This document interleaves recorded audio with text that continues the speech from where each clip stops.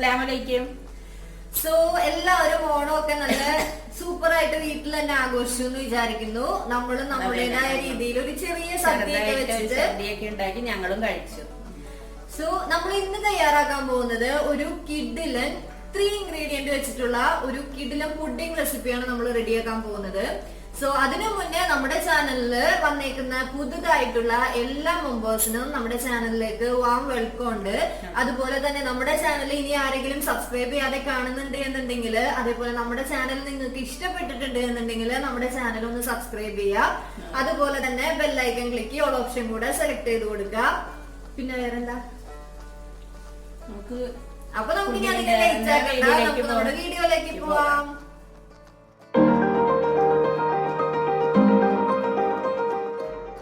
വേഗം തന്നെ നമ്മുടെ എളുപ്പത്തിലുള്ള ടേസ്റ്റി ആയിട്ടുള്ള പുഡിംഗ് റെഡിയാക്കാനായിട്ട് തുടങ്ങാം. അപ്പൊ അതിന് വേണ്ടിയിട്ട് നമ്മുടെ മെയിൻ ഇൻഗ്രീഡിയന്റ് എന്ന് പറയുന്നത് റോബസ്റ്റ പഴമാണ് കേട്ടോ. അപ്പൊ ഞാൻ ഇവിടെ ഒരു 3 റോബസ്റ്റ പഴമാണ് എടുത്തിരിക്കുന്നത്. അപ്പൊ നമുക്കിനി റോബസ്റ്റ പഴത്തിന് ആദ്യം തന്നെ മിക്സിയുടെ ജാറിലേക്ക് ഇട്ട് കൊടുക്കാം. ഈ റോബസ്റ്റ പഴത്തിന് പകരം വേണമെന്നുണ്ടെങ്കിൽ നമ്മൾ നല്ല മധുരമുള്ള ചെറുപഴം വേണമെങ്കിൽ എടുക്കാം കേട്ടോ. ഏറ്റവും ബെറ്റർ എന്ന് പറയുന്നത് റോബസ്റ്റ പഴം തന്നെയായിരിക്കും. ഇനി നമുക്ക് ഇതിനകത്തേക്ക് ഞാൻ ഒരു ടേബിൾ സ്പൂൺ പാല് ചേർത്തിട്ട് നല്ല പോലെ ഒന്ന് അടിച്ചെടുക്കുന്നുണ്ട്. ഭയങ്കര ഫൈനായിട്ട് അടിച്ചെടുക്കണം. 1 ടേബിൾ സ്പൂൺ പാലേ നമ്മൾ ചേർത്തിട്ടുള്ളൂ. ഇനി ഇതിനകത്തേക്ക് നമുക്ക് ആവശ്യത്തിന് ഷുഗറും കൂടെ ചേർത്തിട്ട് അടിച്ചെടുക്കാം. അതായത് നമ്മുടെ പുഡിങ്ങിന് ആവശ്യമായിട്ടുള്ള ഷുഗർ നമ്മൾ പഴം അടിച്ചെടുക്കുമ്പോൾ തന്നെ ചേർത്ത് കൊടുക്കുക. ഇപ്പൊ പഴത്തിന് ഏകദേശം നല്ല പോലെ മധുരമുണ്ട്. അപ്പൊ ഞാനിവിടെ ഏകദേശം ഒരു 2 ടേബിൾ സ്പൂൺ ഷുഗർ ആണ് ചേർത്ത് കൊടുത്തിരിക്കുന്നത്. അത് നിങ്ങൾ മധുരത്തിനനുസരിച്ചിട്ട് ചേഞ്ച് ചെയ്ത് കൊടുക്കാട്ടോ. ഇനി ഇതിനെ നമുക്കൊന്ന് നല്ല പോലെ അടിച്ചെടുക്കാം.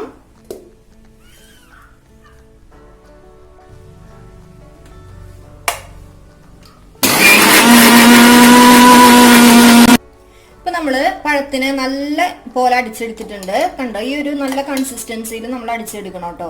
പിന്നെ ഞാൻ പാലെടുത്ത് എന്ന് പറഞ്ഞത് നമ്മള് ഫ്രിഡ്ജിൽ നിന്ന് എടുത്ത പോലത്തെ തന്നെ പാല് തന്നെയാണ്. നോർമൽ ടെമ്പറേച്ചർ ആവണം അല്ലെങ്കിൽ റൂം ടെമ്പറേച്ചർ ആവണമെന്നൊന്നുമില്ല.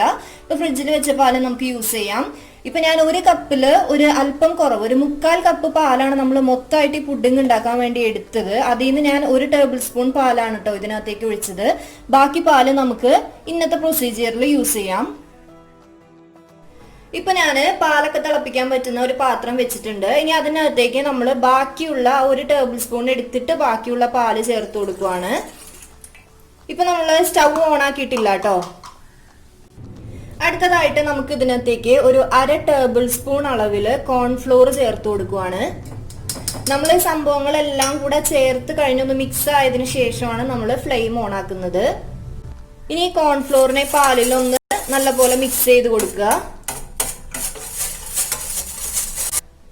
ഇനി നമുക്ക് അടുത്തതായിട്ട് നമ്മൾ നേരത്തെ അടിച്ചു വെച്ച് നമ്മുടെ റോബസ്റ്റ പഴം ഉണ്ടല്ലോ, അത് നമ്മൾ ഈ പാലിലേക്ക് ചേർത്ത് കൊടുക്കുവാണ്.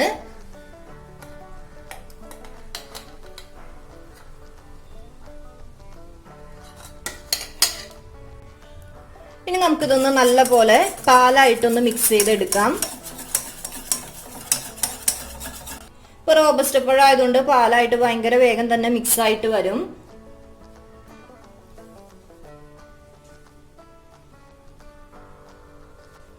അപ്പൊ ഇനി നമുക്ക് ഫ്ലെയിം ഓൺ ചെയ്യാം. ചെറിയ ഫ്ലെയിമിൽ ഇടണേ, ഭയങ്കര ചെറിയ സിമ്മിൽ ഇട്ട് വെക്കണം. എന്നിട്ട് നമ്മൾ കോൺഫ്ലോർ ഇട്ടിട്ടുണ്ടല്ലോ, അപ്പൊ ഇതൊന്ന് നല്ല പോലെ ഒന്ന് കുറുകി വരണം. ഇപ്പൊ ആക്ച്വലി ഷുഗർ നമ്മൾ നേരത്തെ ആഡ് ചെയ്തിട്ടുണ്ട്, അതുകൊണ്ട് നമ്മൾ ഷുഗർ ആഡ് ചെയ്യുന്നില്ല. ഇനി ഇതിനകത്തേക്ക് വേണമെന്നുണ്ടെങ്കിൽ അഡീഷണൽ ആയിട്ട് നമുക്ക് ഒരു 1/4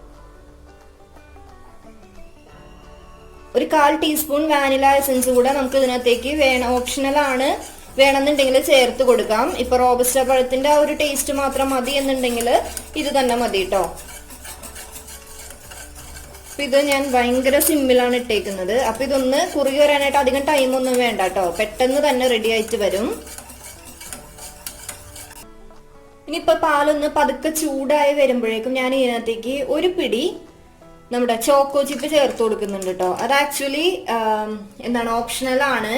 നമ്മ ചോക്ലേറ്റും അതിന്റെ കൂടെ തന്നെ മിൽക്കും റോബസ്റ്റ് പഴം എല്ലാം വരുമ്പോൾ ഒരു പ്രത്യേക ടേസ്റ്റ് ആയിരിക്കുമല്ലോ. പക്ഷെ നിങ്ങൾ അത് ചേർക്കാണ് എന്നുണ്ടെങ്കിൽ പാലൊന്ന് ചൂടായി വരുമ്പോഴേ ചേർക്കാൻ പാടുള്ളൂ. എങ്കിൽ മാത്രമാണ് ആ ചൂടിൽ കിടന്നിട്ട് ചോക്കോ ചിപ്പ് ഒന്ന് നല്ല പോലെ അലിഞ്ഞ് വരും.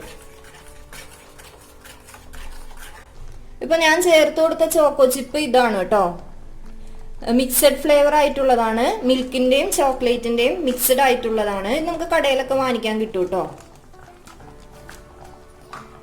നമ്മുടെ ചോക്കോ ചിപ്പ് ചെറുതായിട്ട് അലിഞ്ഞ് തുടങ്ങുന്നുണ്ട്. ഇളക്കി തന്നെ കൊടുക്കുക കേട്ടോ. ഭയങ്കര സിമ്മിൽ ഇട്ട് വെക്കണം. എന്നിട്ട് നല്ല പോലെ ഇളക്കി തന്നെ കൊടുക്കണം. എങ്കിൽ മാത്രമാണ് നമ്മുടെ കോൺഫ്ലോർ ഒന്ന് വെന്ത് വരണം. അതുപോലെ തന്നെ നമ്മുടെ ചോക്കോ ചിപ്പ് ഒന്ന് ഉരുകി വരണം. അപ്പൊ ഫൈനലി നമ്മുടെ പാല് ആ കറക്റ്റ് കൺസിസ്റ്റൻസിയിൽ എത്തിയിട്ടുണ്ട്. ഏകദേശം ഈ ഒരു കൺസിസ്റ്റൻസിയിൽ വന്നാൽ മതി. ഇനി നമുക്ക് സ്റ്റൗ ഓഫ് ചെയ്യാം.